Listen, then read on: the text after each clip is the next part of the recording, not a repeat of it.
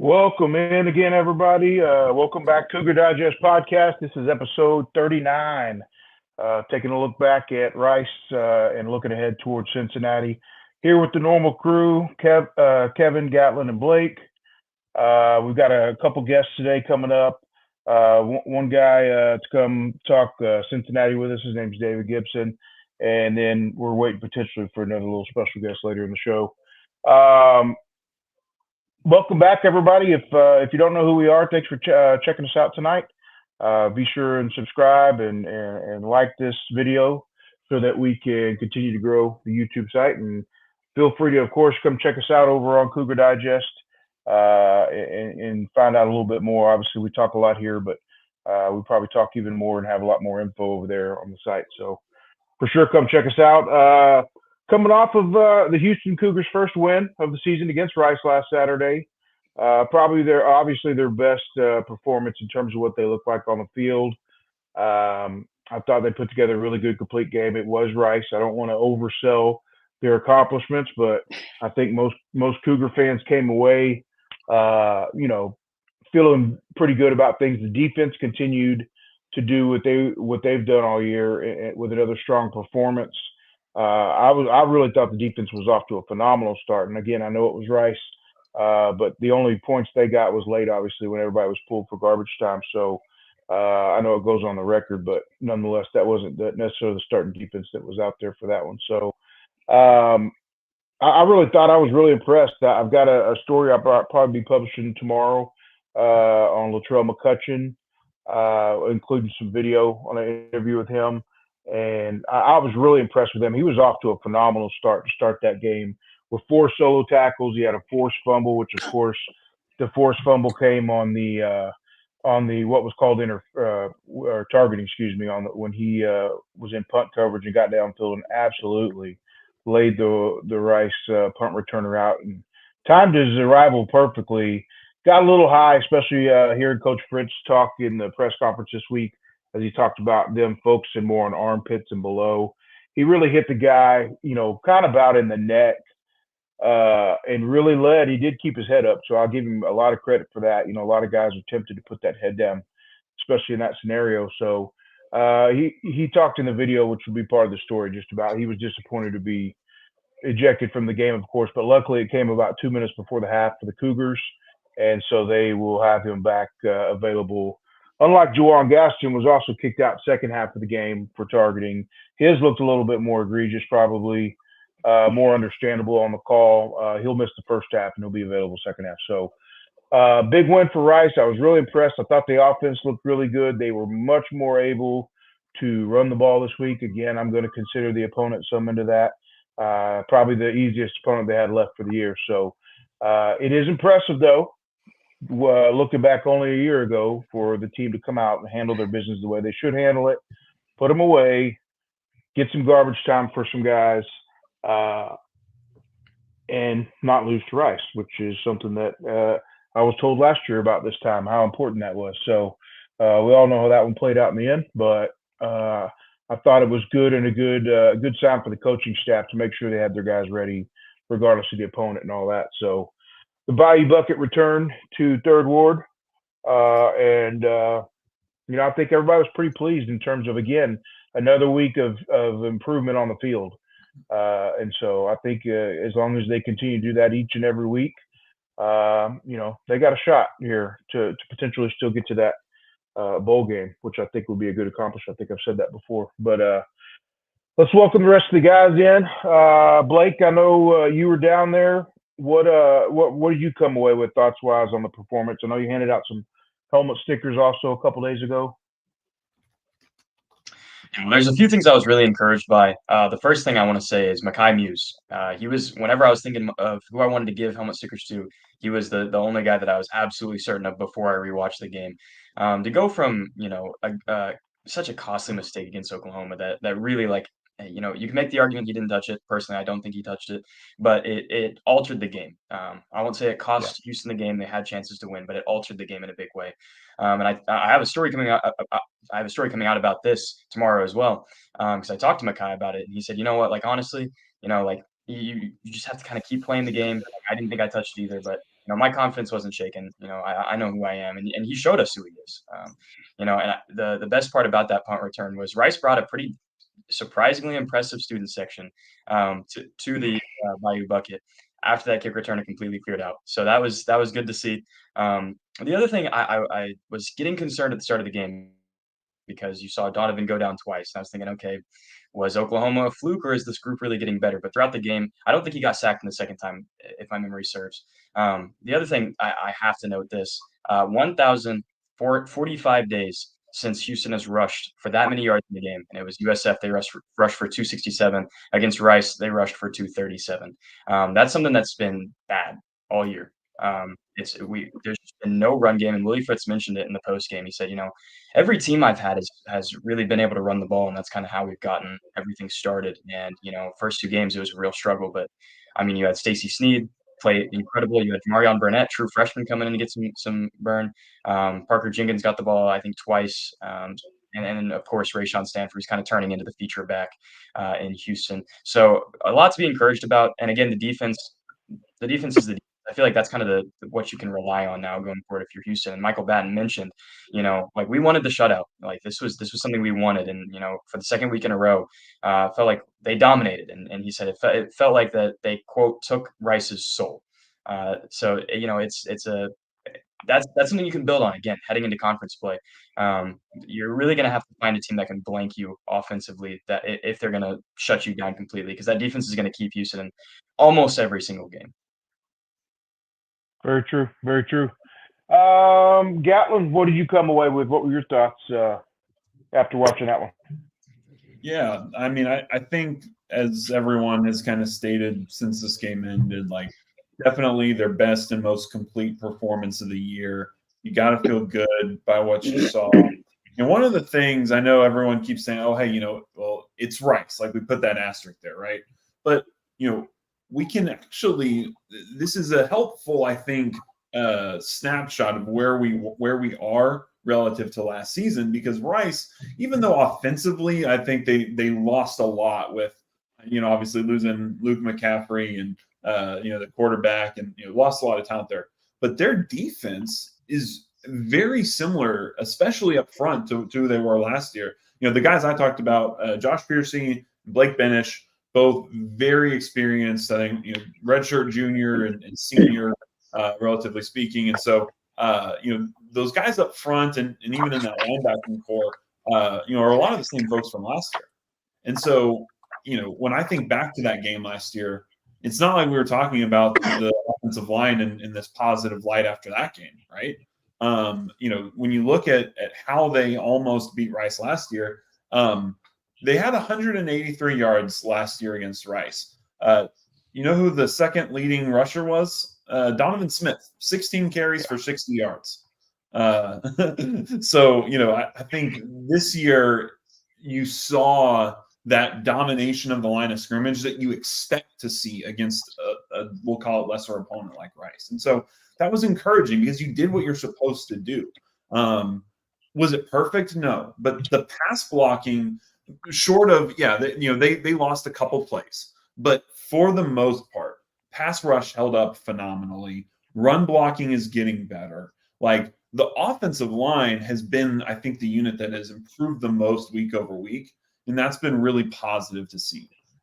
The one negative that I walked away from this game was Donovan Smith. I'm sorry. If you can't do it against Rice, we have issues. And I've got one play I'm going to pull up. I promise we're not going back to dissecting film. I won't put any but I just couldn't, in good conscience, walk away and not shame this. Okay, so we got my screen all right? Yeah, it looks like I see it there. Okay. Go add it to the stage. Yeah, please. All right, so this was that play where Stacey Sneed was open in the end zone. We ended up, this was, I think, 3rd down. We don't convert here. We settle for the field goal that ends up getting missed, right? They showed on the broadcast how wide open Stacey Sneed was. But I really want to highlight the lack of decision-making from Donovan Smith on this play because it was really concerning. So off the jump here, we have a twins look, kind of tight formation. And they're going to run this here. Okay. So off the snap, we've got just kind of like a mirrored rub routes on both sides, attacking vertically with the inside guys. Both of these guys are going to, come across the middle. And then Stacey Sneed is, leaking out the side. If you watch Donovan Smith, he's kind of narrowed in on Boogie Johnson. I timed this on, in actual time. He stares down Boogie Johnson for 4 seconds. Okay, there is 0 pass rush. The offensive line did a great job. Rice brought 5 here, so they're bringing pressure. Offensive line is holding up. Everybody's doing their job one-on-one. Both of these guys off the snap jump Boogie Johnson. On this rub route, immediately the ball should be out right now. He's at the back of his 3-step drop. It's not. He's still waiting to see if Boogie Johnson is going to attack vertically. He's double covered and has a safety help over top. Okay, that should be an immediate move off of that read. He's still looking. He's still looking. He's still looking. Now, Mekhi Muse has run into coverage, and he starts to back up. And we let this kind of play out. And Stacey Sneed, by the way, has still been open for the last 5 seconds on the backside. And ultimately, this is the most crazy part is Mekhi Muse gets open again. Donovan Smith makes what is in actual distance a 30-yard pass for a total of 3 yards from the line of scrimmage. And he just makes things harder than they need to be. That's what's really concerning for me, because when I look at this team and the talent that is on that defense, and the talent that is in the receiver room, the talent in the running back room, the progress that the offensive line is making, we don't need a gunslinger. We don't need someone who can make these crazy throws. We need someone who will turn the ball over and who can make the simple play. And that, to me, is what's so concerning, is he makes the easy things look hard, and sometimes he does the impressive hard thing. And I think this team, if you can get somebody in there who will just make the simple play, I think a bowl game is very realistic for this team. And I think Donovan Smith is obviously capable physically of doing that. It's just the decision-making that really concerned me after this game. That makes sense. I think a lot of people would agree. Yeah, go ahead, Kevin. It just popped in my head. Gatlin, from your vision and your perspective, like, how was this performance? Was this performance similar to Oklahoma? And he obviously had a better completion rate against Oklahoma, but we know there were just shorter passes. What was the difference between how the offense was running against Oklahoma as opposed to Rice, and why wasn't he able to be as efficient against Rice as opposed to Oklahoma? Have you processed that at all? Yeah, no, I mean, I think there's certainly an element of, like, schematically, they want to take more shots. You saw against Rice, like, I think the fans, like you say, oh, we're still, we're not throwing the ball downfield. Well, that's because nobody's open downfield. All right, there's that part of the equation too, which is teams are challenging Donovan to make the simple play, dink and dunk his way down the field because he wants to take shots, and we're running deep routes. They just don't have time to develop. So like there is that element of it. But I think there's also the element of against Rice, I think Donovan, this is kind of my point. I think Donovan was comfortable being a game manager in that situation because he felt like he had to. And it's these kinds of games where Donovan tries to do too much that I feel like he ends up getting himself in trouble. You saw there were multiple times at the end of the game where he felt like it was in hand. He took a double coverage shot to Mekhi Muse. And, like those are the things that just decision-making wise, I have not seen him. In fact, I think he's taken a step back in terms of some of his ball placement, his decision-making this year relative to last year. Wow. But I think especially in the Oklahoma game, they were playing really deep coverage and kind of, daring us to run the football and take these checkdowns.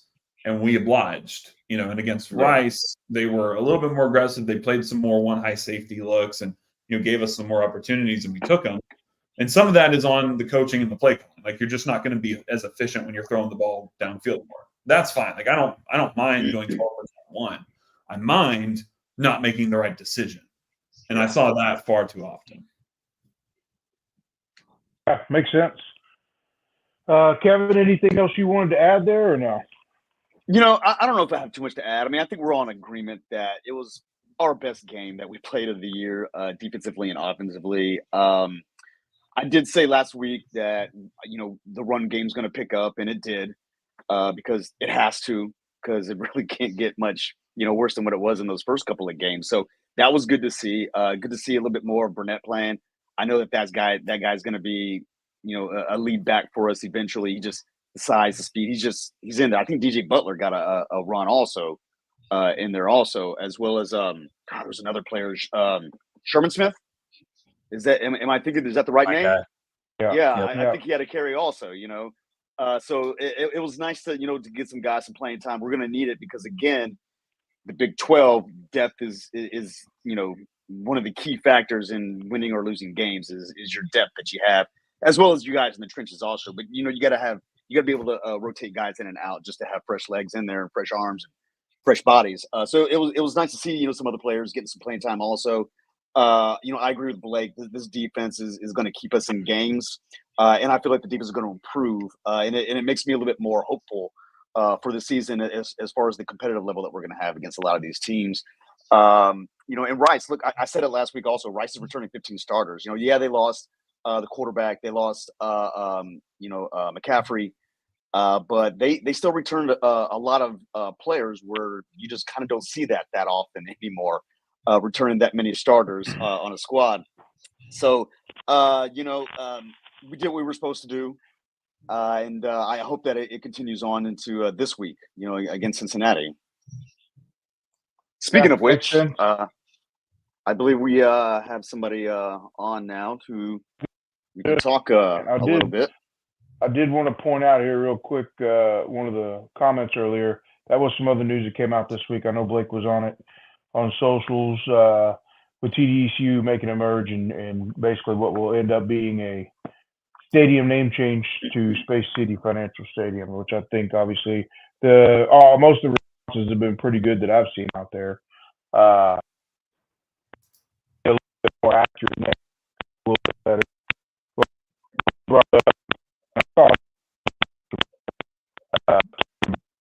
Rob, your audio is cutting in and out.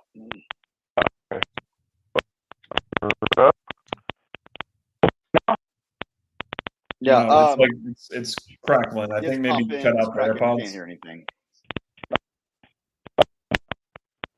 But we can't go ahead and we can't go ahead and jump into some Cincinnati talk. We have our guest that's going to help us with some previews for it. David Gibson with Bearcat coverage. So let's bring him onto the stage. How are you guys doing? Hey, David, how you doing, man? Good. Can you hear me good? Yeah, we can hear you. It's Rob that's crackling and popping over there like cereal. Yeah, I heard that. I was a little confused, but I'm glad that I wasn't like the one screwing the whole thing up. So hopefully Rob can get that settled in, and then we'll be good to go. So, right, David, Blake, thanks for hopping on with us here. We'd love to kind of get some of your initial thoughts. I saw the top 5 players that you did with Blake this week. Maybe you want to start there, walk us through some of the guys and names that should keep an eye out for this week. Yeah, so I went with the cliche running back and quarterback combo, but I think I went there because at least what I've seen from Houston, I haven't been able to watch every game. I wish I could watch every college football game ever, but seeing what Houston does, they get 6 or 7 guys that creep up to the line of scrimmage almost every play from what I've seen, and it makes you work inside out. And I think the Bearcats line returns all 5 starters. They're finally getting their right tackle back, who actually went down in the preseason. So they're getting their starting right tackle back, which is Philip Wilder, which was on my top 5 players to watch just to see how he does coming back from his leg injury. But yeah, Houston makes you work inside out. And I think UC is going to have to move a lot of bodies inside, in which Corey Kiner is going to have to break tackles, which so far this season he has. He leads the FBS in forced missed tackles.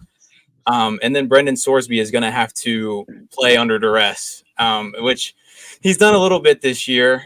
They've tried to move to a more zone run, kind of getting bodies out of the way, and which has opened up some holes. Sorsby's been what do you want to call it? Kind of on a different page sometimes than the O-line, and settling into the Bearcat system, transferring in from Indiana. So he's going to have to be on it because Houston will make you pay. They've made every team they've played so far made their quarterback pay. So he's going to have to be on it.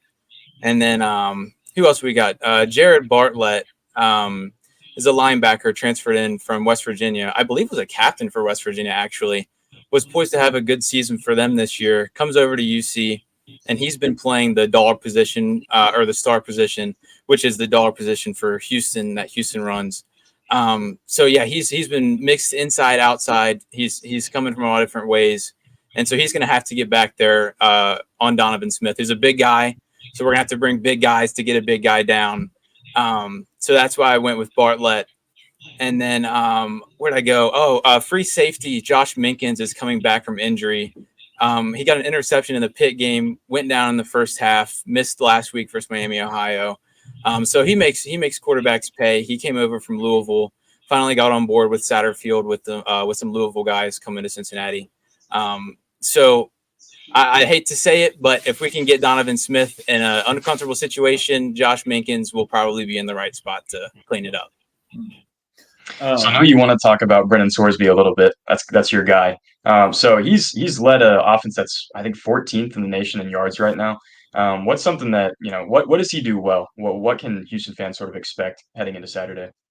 So I think UC Desmond Ridder was a dual threat quarterback, mostly running, if I can knock him for that a little bit, and couldn't move the ball sideline to sideline. Like you'd see a ball go to the sideline with Ridder and you just kind of lean back. You're like, get there. And I think Sorsby excels there. He can get it sideline to sideline. He'll put it where he needs to go. On the run, in the pocket, wherever he is. He's got a strong arm talent. The accuracy, he floats it a little bit sometimes, but it's always going to get some zip on it, and it's always going to go where it needs to. So, David, one of the names I was surprised not to see on your top 5 players, and, again, obviously there's only 5 names you can put on there, but tell the fans a little bit about Xavier Henderson, because he's a guy who early on has been lighting up the stat sheet. And I mean, it seems like he is Sorsby's kind of go-to guy at this point. Yeah, I actually, me and Blake have drawn up some concepts of matchups we're excited to see. And Xavier Henderson on Latrell McCutcheon, if McCutcheon chooses to follow him, that's going to be one to watch. In which I think McCutcheon, he won't miss the first half, will he? No, he'll be in. Awesome. Okay, so not awesome for you guys, but Latrell and Xavier will be a crazy matchup. And it's funny because I like that you brought that up, because Xavier and Emory Jones playing at Florida and then Cincinnati together as well. Emory just couldn't seem to find him, and Emory just kind of always never fit Cincinnati. It didn't felt like they got the best guy, the best duck in the pond in the transfer portal at the time, and Emory never really got it with Xavier Henderson. But Sorsby has found him, and they've got the comebacks, they've got the timing down, and Emory couldn't really find it. So I'm excited to see Latrell McCutcheon against Xavier Henderson. I don't know how that one will go. Xavier's a big guy. Latrell's a big guy too. Big corner. Cincinnati knows a lot about big corners as well. So I don't know. We'll see. Yep. And now, speaking of kind of the wide receiver room, I talk a little bit about the depth maybe that exists there, because I was kind of digging into some numbers here, and what really was jarring was that 50% of Cincinnati's catches this year have come from two guys, and Xavier Henderson and the tight end Royer. And so obviously they like to run that kind of play action pop pass to Royer, and have seen some great success with that. But say Houston is able to take away kind of those first two options, is there anybody else kind of on the end of the bench that may have a big game that hasn't really broken out yet that we should look for? So you make a great point, and I actually applaud your analysis. That's very good. UC has really big receivers, and they have really little receivers, and there's no in between. And they like to rotate Tyron Smith coming over from A&M or UTEP, however you want to see it. He didn't really play at A&M. So they've got Tyron Smith. They've got Aaron Turner, who came over, 1,000-yard receiver from UConn, who didn't play much last year. Jamoy Mays coming in from Florida International, I think, is the guy that you're hinting at would be my answer. Jamoy Mays had a big catch versus Pitt. He's kind of been in and out of the lineup. Cincinnati actually has, north of 30 transfers this year. So they're still rotating guys, both sides of the football. But Jamoy Mays and Aaron Turner, I think, is where that would go. They like to get Aaron Turner involved, whether that's behind the line of scrimmage, near the line of scrimmage. For a guy with a lot of speed, they like speed. They've got a couple guys with speed, Aaron Turner and Tyron Smith. So I think those couple guys, they'll look to get the ball there. Yeah, that'll be interesting to see, because I haven't seen anybody that Houston has played yet who's been able to really take the top off. Against Oklahoma, you had whatever their guy's name was. I'm blanking on it right now. Their number one receiver, Blake. Maybe you can help me out. Deion Burks. Yeah. They tried to go deep a couple of times, but obviously being banged up in the rest of that room kind of hurt them there. So I'll be interested to see how Houston handles some of those deep shots with the pressure that they like to bring. Yeah. Houston's rock solid in the back end, so it'll be interesting for sure. How y'all hear me now? Any better?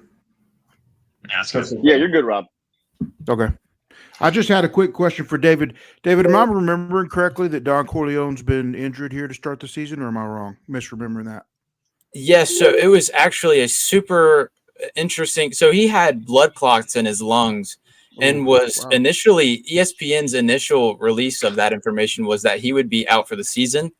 UC side stayed optimistic. What the doctors told him and his routine and everything going through treatment and getting that sorted out were very optimistic. They said week 1 is an option. It could be. He didn't play versus Towson week 1, but came back week 2 versus Pitt, and he's a guy out of hell. That guy's awesome. Yeah. He's a guy that obviously stands out from previous matchups. No, David, that was something I wanted to ask about, because when I was watching Dante Corleone, maybe I just don't remember how often he played last year, but it seemed to me like, having missed this offseason, that he was kind of, I don't know, looking a little winded at times, like they were subbing him out a lot more often. Obviously, playing the center of that 3-3-5 is a lot of effort, and it's a big ask. So, how would you rate his performance so far? Do you feel like he is kind of catching his stride now a couple weeks in, or do you still feel like there's a little bit of that lingering trying to get that, conditioning back? Yeah, it feels kind of like a little bit of a Jordan Carter at Georgia situation, with Corleone coming back, coming off on some big downs that are a little questionable for fans, but he's got to get air somehow. So, he's working every play. He takes on 2 guys in the 3-3-5, like you say. He's working his tail off, and I think he's playing majority of the snaps. Miami of Ohio, he was in the backfield almost every play. He ramped it up. Pitt, he played about half the game, I would say. Miami, Ohio, he picked it up last weekend. So I think Houston will probably get a full dose of Dante. Oh, that is horrible news. Not what I was hoping to hear. Exactly. I'm sure Demetrius Hunter will feel real good to see that he's back.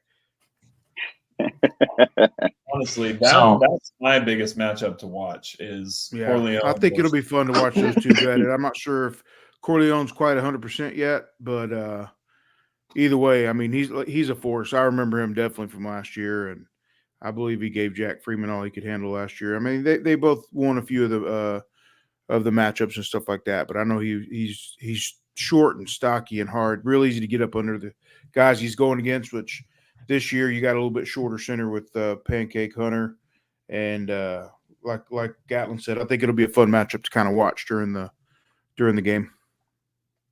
So we asked Jalen this question last week when he was on the show. Houston has not beaten Cincinnati since 2016. 4-game winning streak for the Bearcats. If we wake up on Sunday and that streak is over, what went wrong for Cincinnati? What's the weaknesses that could lead Houston to win? I think I'll start with, watching Houston. I think something's being lost in translation with the O-line. I actually, on tape, I think Houston's O-line is extremely athletic, and they get out and block. Like if someone's coming around, if you can get a zone scheme and the running back gets, I know Snead had a big run. He's had a few big runs on the sideline, but they get out and block. They'll put hands on somebody. It doesn't matter who it is. And I think the 3-3-5, if they can get Cincinnati on their heels and make the game easy for Donovan, Cincinnati's back end has been banged up, but it even at full strength, there's a lot of question marks. And rotating guys in that are first-year players or freshmen. Jaquan Sanks has been starting at star or nickel corner, if you want to say. So not a ton of experience or continuity for UC's back end. So if they can get a good balance going against UC, you can get some drives going downhill, and really put it on Cincinnati's defense. Yeah, David, that was kind of the thing when I was watching tape that was really interesting to me. You mentioned some of these big plays. Is especially that Pitt game.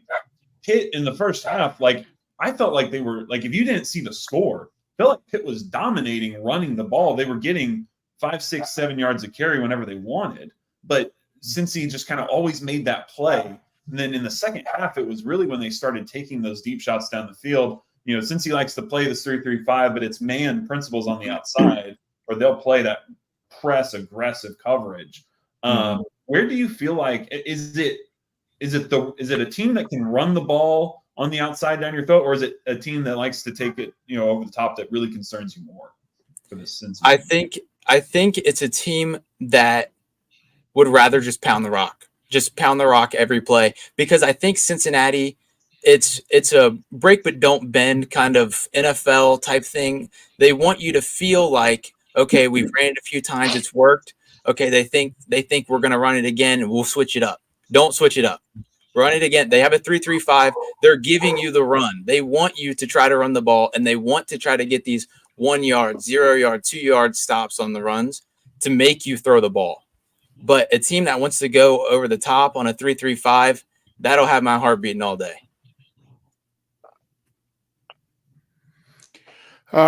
David, I know one of the big talking points for this team this year has been Cougs don't beat the Cougs. It was beaten into their heads all spring and all fall camp, really trying to cut down the penalties. They haven't necessarily accomplished that as much as I think they'd like to, but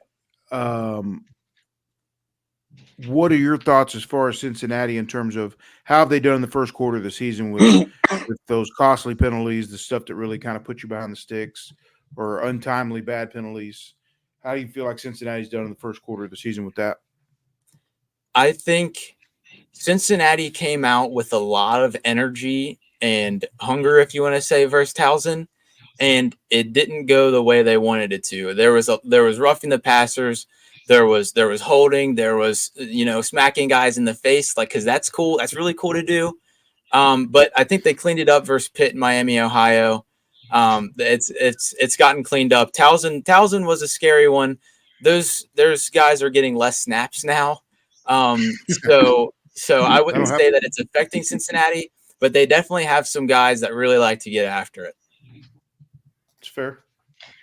Well, let me address this question in the chat real quick. It asks, why does Jaden Bradley not show up on the UH commitments on 247? Just real quick, I'm not going to get into his business, but he's not committed. That the offer was non-committable, and he decided to post it anyways. But the staff did not accept that commitment. He's not committed. So just wanted to address that. Many such cases. Yeah. I remember a time when I first started this business where nobody faked a U of H offer or anything like that. No one would ever want to fake that. When it first started happening, I've been around for a minute, but when it first started happening, I was like, this is weird. I've never had a kid try to fake a Houston offer before, but okay, so be it. And I was one of the early signs that they were beginning to ascend a little bit more higher up the pecking order, so to speak. Yeah, that's really not a bad thing. I'm blanking on his name right now, but you talked about kind of the back end for Cincinnati being kind of young and inexperienced, and that is the thing. Especially, I think it's whoever plays that middle safety, because they play that kind of three deep look. Whoever that is in the middle of the field, I've seen him be very, we'll call it undisciplined at times, where he comes down real aggressive and run support. And that is where, it seems like Cincinnati is vulnerable over the top, is if you can get him to bite on some play action looks. Talk to us a little bit about that. Maybe like where, if someone does try to take a shot on Cincinnati, where in the field, can we expect that? Yeah, I think who you might be thinking of, I won't name drop, but I think it's number 13. He shouldn't be on the field as much as he is. Josh Minkins coming back should solidify a little bit on the back end. But I think it's right over the middle. It's across the middle because they squeeze the sideline and force you into the backers. In a 3-3-5, they've got Jake Golday, Jared Bartlett, and they've got Jack Dingle. And they kind of, if you're not running the ball, they'll dip back and cover those three. And then you've got a little cloud, and they shove you to the sideline. And if you can work those skinny posts, it's tough, and you've got to make a one-on-one play in that system. So Wilson, I name dropped. Whoops, 13. He got caught out a little bit a few times, especially in the Pitt game. That was a nasty one. But Minkins coming back. Minkins has looked great. So I'm excited to hopefully get a little bit more in the pass game. They do get scared, running a 3-3-5. You want to creep up and fill that hole because you're going to be called on at some point. So I think that's just human nature as a safety. But yeah, Minkins is a little more disciplined, a little more experience in that aspect. So hopefully it gets a little better, but right over the middle is a danger zone. And I'll give you a chance here I feel like we've asked you some very Coug positive questions. No, I love it. To brag here a little bit. You mentioned Corey Kiner, obviously. He is, not just a beast, but he is the bell cow. I think 46 carries on the season. The next closest is 20. So he's really the guy. I know they have that one guy who does come in and kind of the lightning to the thunder, but Corey Kiner is a guy who is not afraid of contact, will hit you. Talk to the fans a little bit more about, Cincinnati has had some great running backs, but he is a unit. Yeah, Kiner leaving for LSU, leaving the city of Cincinnati for LSU, put a dagger in a lot of UC fans' hearts, and he was getting some touches at LSU, but he finally comes home, and we're like, we know it. We've got Kiner is in that backfield. We thought it was going to be an Evan Prater Kiner dream. But Prater didn't really pan out. He's at receiver. But Kiner is just awesome. He'll put his face in anybody's face mask. He'll step over who he needs to step over. He'll throw who he needs to throw. And like you said, Evan Pryor is the number 2 that comes in, and he's the guy that gets 4 carries, 100 yards because he breaks off a 70-yard touchdown run. He's been awesome from Ohio State coming off injury. But Corey Kiner, we've had some good running backs, like you said, Hosea Williams, Jared Dokes, Jerome Ford. But I think he's a mix of Ford and Dokes, minus the speed a little bit. But yeah, that guy is he's a wrecking ball, and he'll take 4 guys on one if he could every play. That's awesome. All right. Anybody else got any more questions before we maybe give David a moment to share any ways that people can follow him, support what he's doing? Yeah, so I mean, we gotta ask, what's your prediction for the game? How do you see it playing out on Saturday? Oh gosh, I gotta come on Cougar Digest the first time I'm on here, and I've got to say that Cincinnati's gonna win. You're gonna make me do that. I'm gonna make you do it. I'm gonna make you do it. I think a top 15 offense going against a top 15 defense. Something's got to give. It's the classic. Like something's got to give. Somebody's got to give something up. I hate to say it. I think home team wins. I'll go Cincinnati 27-20. I think that's very good. All right. Well, Fair if you want deal. to shout out any of your social media, where can people find you if they want to find more of your content? Where can they Bearcat coverage find you? on Bearcat coverage on Instagram and Twitter. Those are my two main ones. That's all I've got to shout out. Cool. And I'll assume maybe we might be able to get you back on during the basketball season as well. Absolutely. Cats hoops, Okay. Cougs hoops. That's where it goes down. Okay, cool. Definitely. Then we'll keep you on the list of guys that we'll use during the basketball season as well. Awesome. Thank you, sir. Thank you guys for having me on. Thank you for your time, David. Appreciate you. Thanks, David.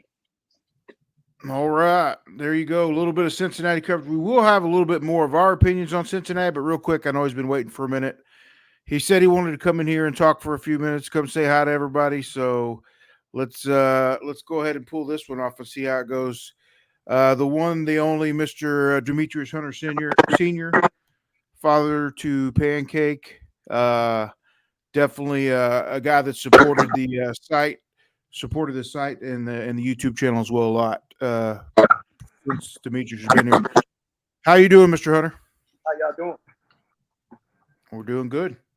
Doing great, sir. I don't believe you are heading. Go ahead. What you got? I say I'm glad that I finally got to talk to y'all. I got a lot of respect for y'all. I always check y'all on the show. Y'all do a good job, you know. But I just wanted to come on and speak a little word of truth to y'all and tell you, hey man, the Cougars gonna be all right, you know. You just gotta push and believe, you know. I appreciate you inviting me on the show.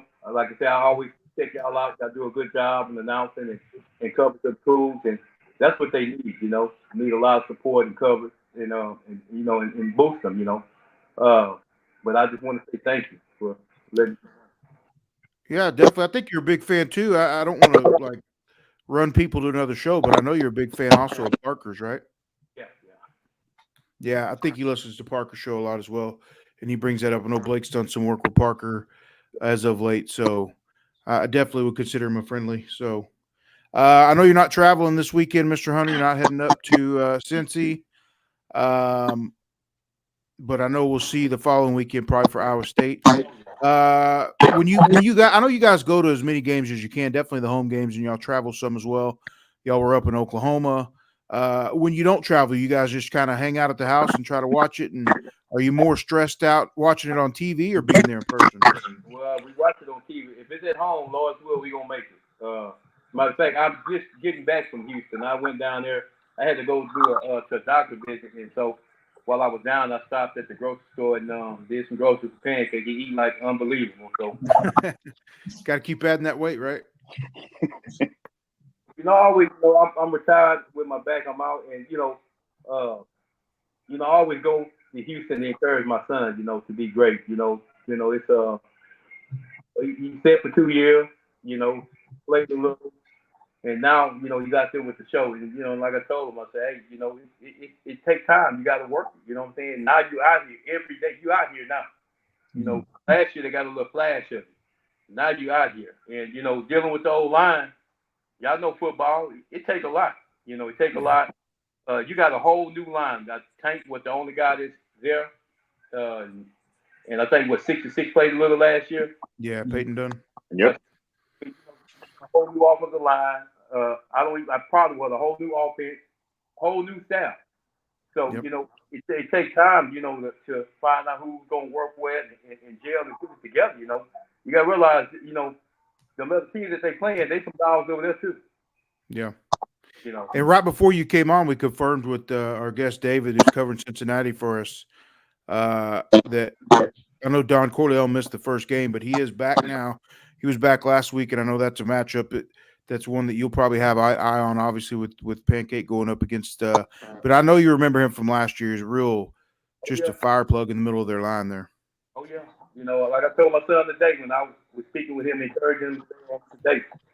You know, this what we've been waiting on. This time, Yep. been waiting on guys like this here. You know, so go out there. You know, keep God first, protect your body all the time, make it calm. You know, and you go out there and do your thing. You know, Yep. our eyes on you. You know, and you know you get that line together where we can block and we can and the running back and score some touchdowns. So. And I think as they gel and play more games, they're gonna be better than what people projected. You know, Yeah. I think they can win 6 games. You know, but you're gonna have to work together and figure it out. It's gonna take a team effort.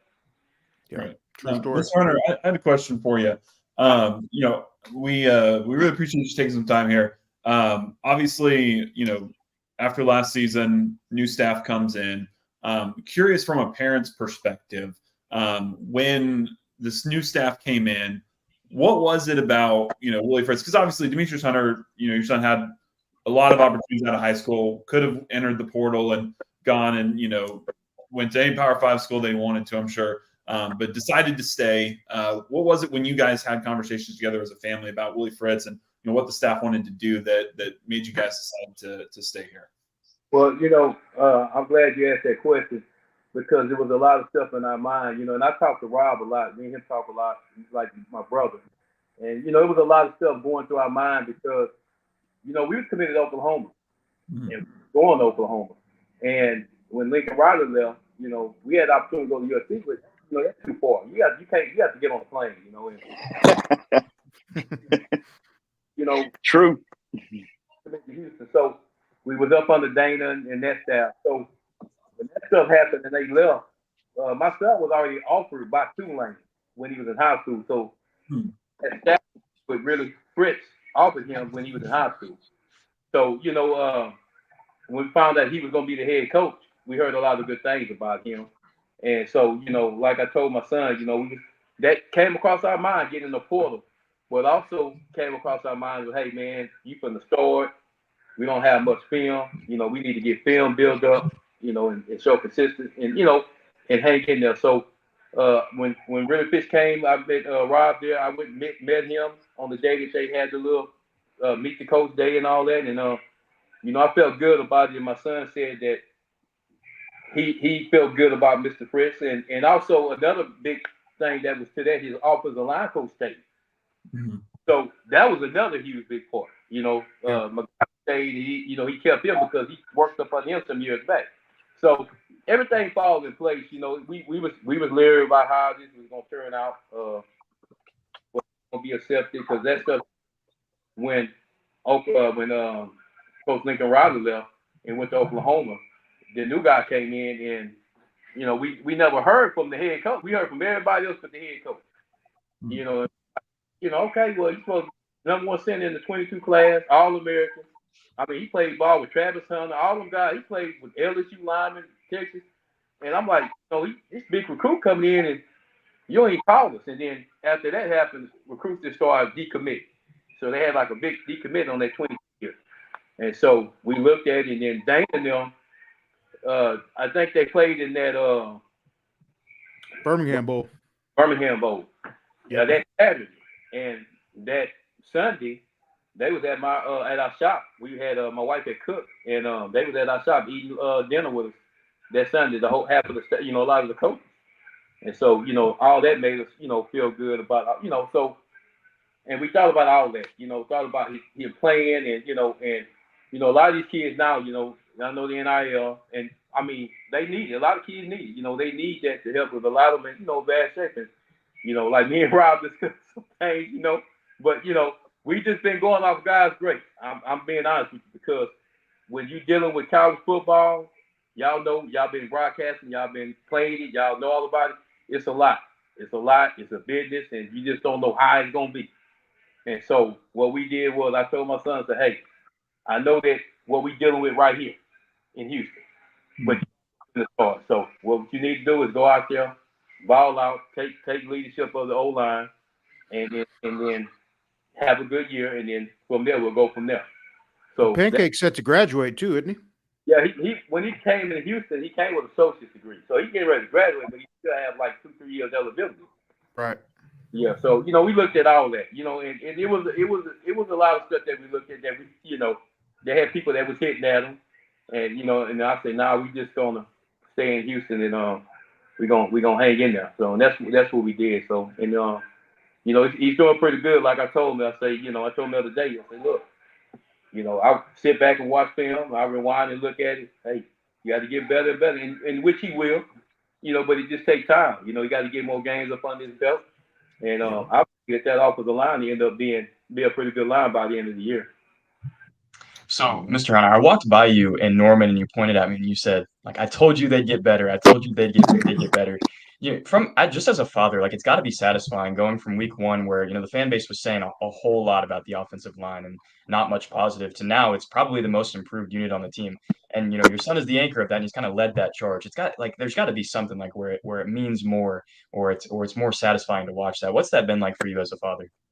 It was awesome to go to Oklahoma where we committed.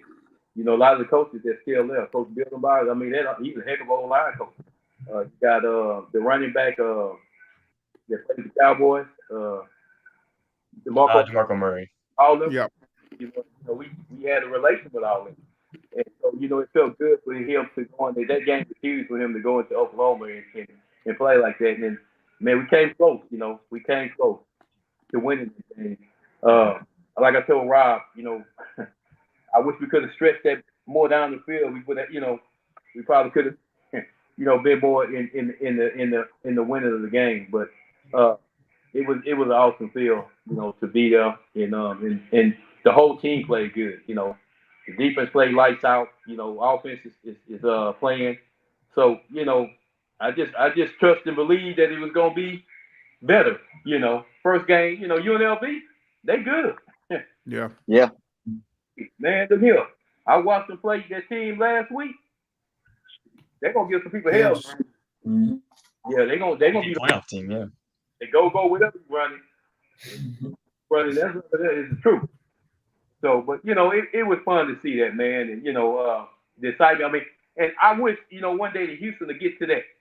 Man, you should have seen all the people out. It was something to see, man. I mean, it wasn't. You couldn't even see a seat. It was that many people out there. And Yep. and that's why I always try to support Houston and give people, hey man, come support Houston. They need that. They need that. You remember playing little league football or high school football? You always looking at there like, I want my people to come see me. And that's what Houston need to be too. The big city like that. I feel that we need to grow.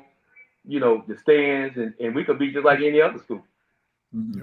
So you bring up a good point there, Mr. Hunter, and this is a good, I feel like question for you. You have a unique perspective on this as a parent who's been a part of the recruiting process.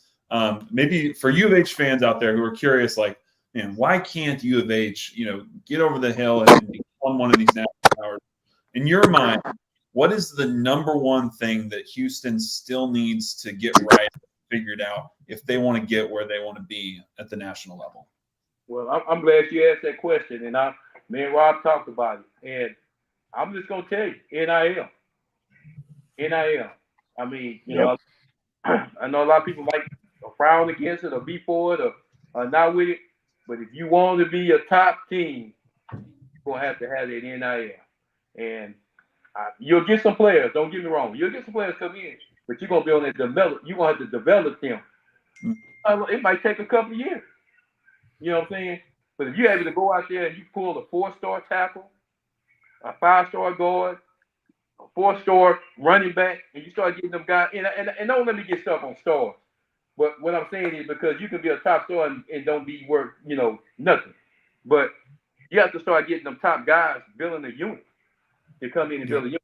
You look at Texas and all the other schools, they have no problem. Yeah, and you feel like at this point, if U of H could, maybe not close the gap entirely, but if U of H can get competitive in that NIL space, that the pitch of being able to stay home for these Houston area and Texas kids, everything else is in place, right? Like for a kid like Demetrius, who's highly recruited out of high school, that if that piece is solved, that it becomes a much easier conversation for these guys to start staying home. It's an easy conversation. You report this. I know you do a lot of education. I know you play ball. You was good. Look at how many kids in Houston that's going to other schools. Look at how many kids in the Golden Triangle where I live, Orange, Fort Oklahoma, Louisiana. Do a study on these kids in the Houston area. Now, all the way out to Gatlin.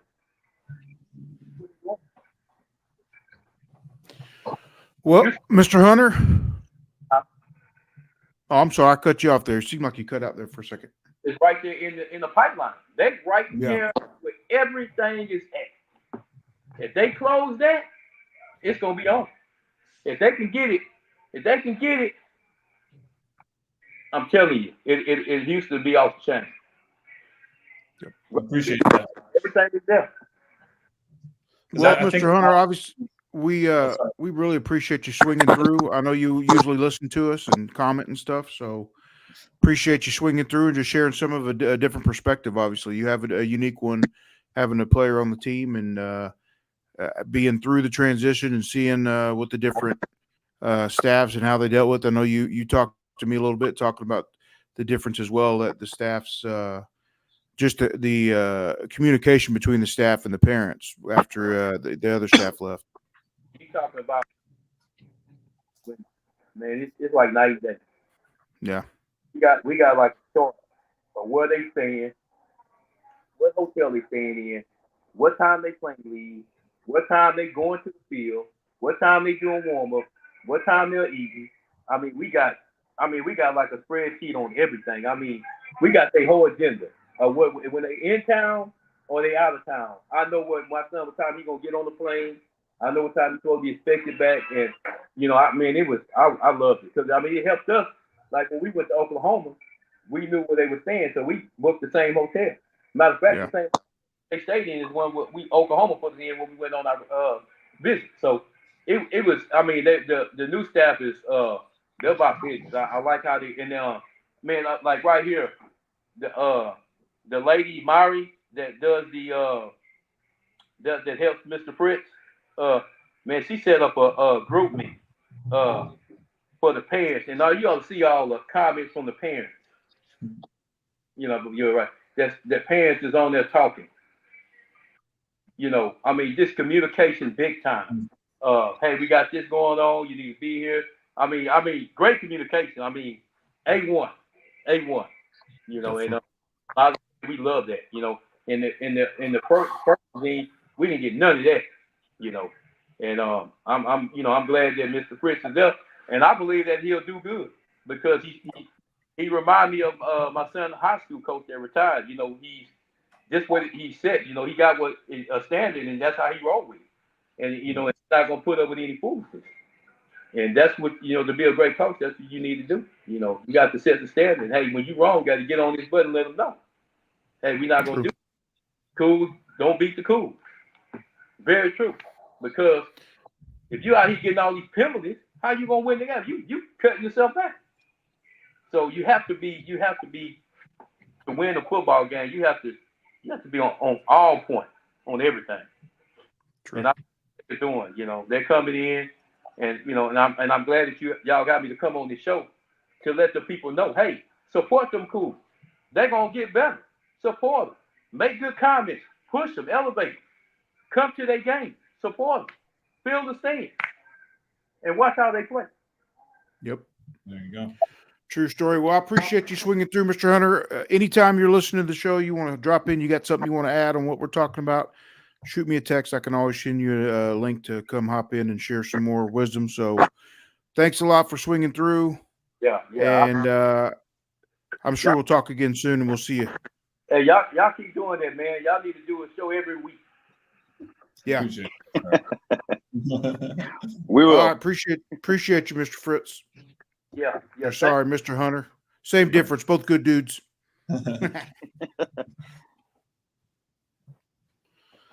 All right. Well, as always, like I said, as Mr. Hunter said, me and him chat from time to time about things that are going on and whatnot. And, he's a good dude. And like Gatlin brought up, they had opportunities. I wouldn't put Mr. Hunter on the spot, but we all know how behind the scenes stuff works so much in the NIL stuff and in the transfer portal with by the time these guys actually hop in the portal, some of them, not all of them, but a lot of them, by the time they actually hop in, they already know what options they have out there through the back channels and stuff like that. So I know they thought as a family a whole lot about that and decided to stay. Pancake's fixing to get his degree. He's walking into starting. He's close to home still.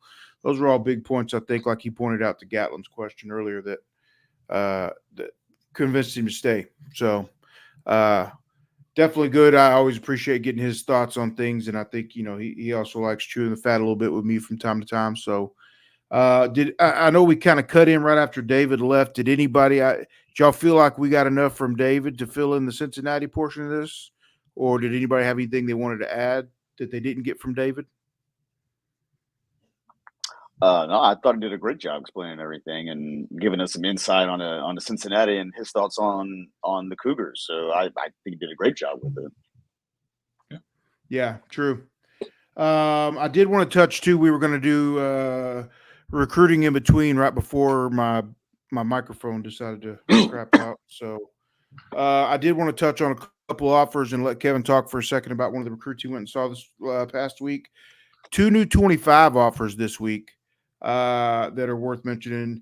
The first one I saw was Joel Lowenberg. He's a linebacker out of Chattanooga, Tennessee, currently a Middle Tennessee State commit, but he picked up a Houston offer within the last week. And I'm going to reach out to him and hopefully maybe get some info from him, get some quotes and whatnot, and have a story from him. So it's more important these 25 offers. We're so deep into the class at this point. So when they're offering 25 guys, class of 2025 guys, it makes a bigger difference because they're trying to fill. I mean, they're already at high teen number commits or whatever, so they're trying to start to begin to fill in that last little bit of the class in terms of, I know we're not limited to 25 anymore, but they can only hand out as many as they have to give. So it's worth noting for that. So Joel Lowenberg, a tight end out of Chattanooga, Tennessee, 6'2", 210. And Blake saw another one that he brought up, Blake Hogshooter, which I did ask him and verify that was the right name. It's unique. So Blake Hogshooter is a class of 2025 wide receiver out of Bixby, Oklahoma. It's a big powerhouse up there. He's 6'4", 190, and I would guess that for both these guys, the staff saw a lot in the first few games of this new tape for the new season, and they liked what they saw and decided to try to jump in and get involved in those guys. So a couple guys there that worth noting that are new offers, and hopefully we'll get an update on both those guys, in the next week or so, and have that up on the site, at least kind of where they stand with everything in the recruiting process, picking up new offers. So, Kevin, I know you were able to go out and watch Zay Cormier this week. I know Blake pointed out, it was a story that Blake or detail that he broke in the summer that they were offering Cormier as a wide receiver. He's listed as defensive back in our system, but I believe he plays kind of a little bit of everything.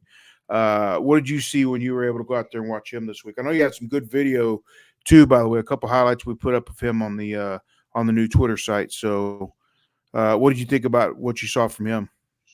Yeah, consistent with what Fritz is looking for, which is just athletes, phenomenal athletes. And yeah, he plays both sides of the ball. He plays safety, but Blake is, as reported, he's coming in as a receiver, and I think that's his more natural position is as a receiver. Great hands. He's a real shifty kind of guy. And whenever you think about size, think about like Stephon Johnson. He's about 5'11". I think the Heights roster listed at 6 foot, about 185, 190. So, think of Boogie Johnson whenever you're thinking about receivers, and very similar game. Just one of those quick receivers. Doesn't really have those kind of like pivots like you might see with like a Tank Dell, and that kind of a ability yet. But you could definitely see he could get there. It's almost as if he's just out there, just kind of having fun on the field whenever you watch him play. Almost like he's not really even trying, even though he is, but it just makes he makes everything look so effortless, I guess is kind of what I'm getting to. Great hands, good instincts offensively. His natural position is at a receiver, but definitely keeps in line with just bringing in athletes, which is just what I'm seeing from Fritz. Is just let me bring in just some of the best guys that I could think of, I could find, and then we'll find something for them. on the field, but as a receiver, he's going to come in. I think he's a guy that can get some playing time pretty early on, but definitely fits in line with what Fritz is looking for out there. Yeah, definitely. So that's kind of what we got this week for the recruiting part. Not huge, but definitely a couple of important offers. And I always appreciate Kevin going out and getting some stuff for us in person. I'm in the air a bit on a couple games this week, and I'll put it on the board if I end up going. I would imagine one day between tomorrow and Friday, I'll probably hit one up, and then we'll see who it is, and I'll share it on the board, and then we'll talk about it next week. So, other than that, I believe that's probably there was a point before we started this, I was worried about stretching or whatever. Did we need to stretch? And we got more than enough time. So I believe that's probably just about it. Anybody got any final closing thoughts? Anybody that they want to add here before we sign off for the evening?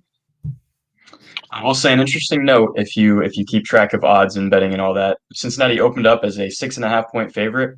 That line has continued to move down. We're now down to a 3-point favorite. It was 3.5 the other day. Now it's 3. So I'm not going to tell you how to use your money. That's a pick me then on a road game. That's a pick me game. Yeah, Yep. That's a toss up.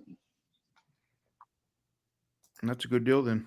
Well, as always, and kind of how I opened, I appreciate everybody. I definitely. Oh, we're going to do game predictions now. That's how we're going to do it. We're just going to throw that in at the end. All right, since we're going to do this. Well, but Blake was talking about it's a toss up, so I just thought I'd throw the graphic up there. Just sounds fair. Might as well. Make it legal. Anybody want to jump in? Y'all give me your thoughts first. I have no thoughts yet on this game. Okay. To be honest, I really don't. It is a true toss up. I think we're still trying to figure out just where our offense is going to be on the field. I think we know what we're going to get with our defense, but the offense I think is still just a big question mark. And I haven't seen enough of Cincinnati play this year. They played close games from what I've seen. So as of right now, I don't even know if I'm ready to even make a choice at this moment. That's fair. I'll throw mine out first just because I've already kind of thought about it a little bit.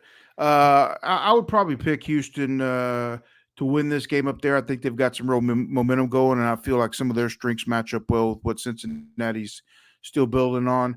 I would say Houston's got the ability to go up there and win the game 24-20 or even 27-24 type thing. I think it'll be close. It will be within a field goal, no more than a touchdown. So I feel like that's fair.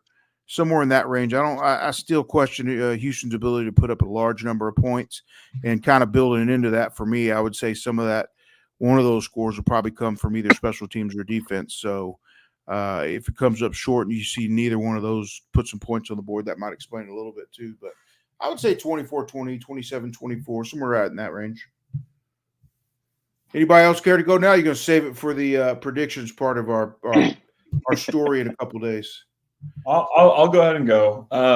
So I've got I wanted to be polite in front of our Cincinnati guys, but guys, I think Houston can really run away with this game. With everything that I've seen matchup wise, Cincinnati, their passing game is predicated on being able to establish the run. They love to do play action, get Sorsby out in space, and kind of make some things happen improvisationally. I think Houston's defense, Cincinnati, a top 15 offense, is a mirage. They have not played anybody impressive. I mean, they put up 60 on Townsend. That kind of pumps up those numbers. Miami of Ohio is not as good as they were last year. I don't think Cincy is that impressive. I think Houston holds Cincinnati. I'll go 27-14 Houston. Okay. I think that 27 is not 2 field goals. I think it is a missed extra point. That'll be our special teams mishap of the day, and if that's our only one, all that good. Wow. Proxy bets coming out. It's hard to argue with you after 3 games. It's hard to argue. Blake, you got something you want to throw? Or you want to wait for the story later? Yeah, so this is a tough one for me to pick because Houston's defense has looked so good, but the offense has been pretty shaky at times. And my thought process going through the rest of the season is okay, it's going to have to be a shutdown defense to beat Houston if the offense finds its legs. That being said, I'm a believer in Brendan Sorsby. I think he's an incredible quarterback, and I think he's going to develop into a possible NFL draft pick. I really do believe in him. That being said, I think David is a really smart guy, and he brought up the 3-3-5. I think Houston's going to be able to run the ball effectively on that, and you just need to find an avenue to put some points on the board because the defense is going to show up. So y'all know Lee Corso is my favorite human being on earth. So I'm gonna go and show you my pick.